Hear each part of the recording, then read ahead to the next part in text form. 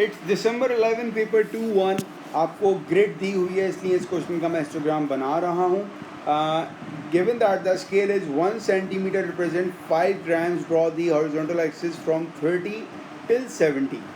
तो मैं graph start करूँगा इस पॉइंट से, तो ये आ जाएगा मेरा 30। हर 5 ग्राम पर 1 सेंटीमीटर है, तो इट्स 35, 40, 45, 50, 55, 60, 65 एंड 70। और स्टार्ट में मैं ऐसा सिंबल बना दूंगा ताकि बाकी वैल्यूज़ भी ग्राफ पे एग्जिस्ट करती हैं, लेकिन हमारे काम की नहीं है, इसलिए मैंने ये सिंबल बना दिया।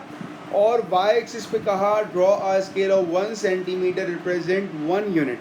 लेकिन यहाँ पर ये भी लिखा हुआ है कि आपको एफ डी प्लॉट करनी है। एफ डी क्यों प्लॉट करनी है? Because we have unequal class fit.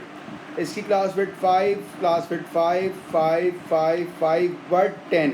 अगर एक क्लास फिट भी चेंज हो जाएगी तो आपको एफ डी प्लॉट करनी पड़ेगी। तो एफ डी में ये फॉर्मूला यहाँ लिख रहा हूँ कि एफ डी होती क्या है? Frequency divided by class fit. अगर हम पहले की निकालते हैं एफ डी, तो फ्रीक्वेंसी कितनी है? 15, और क्लास फिट के आपके पास 5, तो ये आ जाएगा 3। ऐसे ही मैं सबकी निकाल रहा हूँ, डायरेक्टली कर रहा हूँ। तो frequency is 20 and class fit is 5, तो 20 डिवाइड बाई 5 इज़ 4।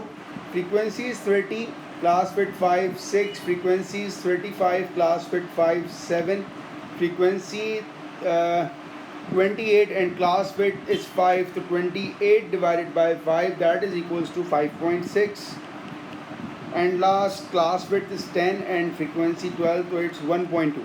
सबकी फ्रीक्वेंसी डेंसिटी मेरे पास आ चुकी है। स्केल मुझे दिया हुआ था कि 1 सेंटीमीटर रिप्रेजेंट 1 यूनिट, तो ये 1, 2, 3, 4, 5, 6, 7, ये मेरी आ गई सारी फ्रीक्वेंसी डेंसिटीज़। अब मैंने प्लॉट करना है, तो 35 से लेके जो 40 है वहाँ पर है 3, तो 35 टिल 40 ये जो ग्राफ मेरा बनेगा दैट इज़ 3। 40 से लेके 45 4 है, तो 40 से लेके 45 4। 45 से 50 मेरे पास 6, 45 से 50 दैट इज़ 6। 50 से 55 7, 50 से 55 7, 55 से 60 5.6, तो 55 से 60 5.6। हर एक बॉक्स 0.2 का है, तो मतलब 3 बॉक्स हो जाएंगे 5.6 वाले।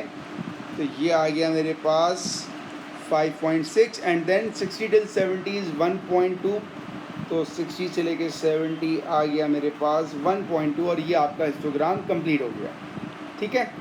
आफ्टर दैट आपको सी एफ का टेबल कंप्लीट करना है। तो याद रखिएगा सी एफ का मतलब क्या होता है, हर फ्रीक्वेंसी ऐड करनी होती है आपने नेक्स्ट बारे में। 15, now 15 plus 20 that is equals to 35, 35 plus 30 it's 65, 65 plus 35 that is approximately 100, I think, yes it's 100, and 100 plus 28 is 128, 128 plus 12 is 140। और लास्ट वैल्यू इज़ करेक्ट, इसका मतलब हमने इसको सही किया है। नेक्स्ट पेज पर हम इन वैल्यूज़ को प्लॉट करेंगे। अब तो ये वो वैल्यूज़ हैं जो हमने प्लॉट करनी है। 40 पर कितना है हमारे पास? 15, तो 40 पर आ जाएगा 15। 15 हमारे पास 10 20 के बीच का होगा, तो ये 15 आ गया। 35 पर क्या है? 0 है, 35 पर 0 है। 45 पर इट्स 35, तो 45 पर 35 30 और 40 के बीच का पॉइंट होगा 35। 50 पर है 65, तो 50 पर होगा 65, 60 70 के बीच का होगा, दैट मीन्स यहाँ होगा ये। 50 के बाद 55 पर इट्स 100, 55 पर 100 ये पॉइंट आ गया। 60 पर इट्स 128, तो 120 और 128 सेंटर में कहीं लाई करेगा। और 70 पर इट्स 140। तो ये आपका एक डॉट नज़र आ जाएंगे। आपने इस डॉट को हाथ से बनाना है, no need to use scale to plot cumulative frequency curve. It must be a रफली स्केच कर्व।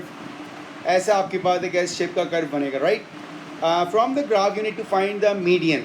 तो मीडियन के लिए क्या करते हो आप? टोटल फ्रीक्वेंसी को डिवाइडेड बाय 2 करते हो, that means 140 divided by 2 that is 70। 70 पर जाके आपने देखना है कि आपकी वैल्यू क्या आ रही है। तो मेरे पास जो 70 की वैल्यू आ रही है that is equals to 51, right. तो मेरे पास मीडियन का आंसर आ गया 51। Next part I need to find the interquartile. तो पहले मैं फाइंड करता हूँ upper quartile, that is 3 divided by 4 multiply by 140। Solve किया इसको तो 140 टाइम्स 3 डिवाइडेड बाय 4 इट्स 105। तो देखते हैं भाई 105 पर हम वैल्यू क्या आ रही है। अब 105 अगर आपको ढूंढना होगा तो 100 और 120 के बीच में ये 110 आ जाएगा, तो 105 यहीं इसके बीच में कहीं ना कहीं होगा।